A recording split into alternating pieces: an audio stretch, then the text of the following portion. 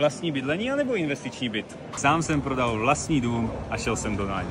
Vynechme teďka ten faktor toho, že někdo potřebuje vlastní bydlení, třeba kvůli dětem. Ale pojďme si říct důležitou věc. Proč vlastní bydlení není aktivum? Protože to je pouze splnění bytové potřeby. Zatímco investiční byty jsou tvé reálné aktivum. Aktivum je něco, co ti přináší další peníze.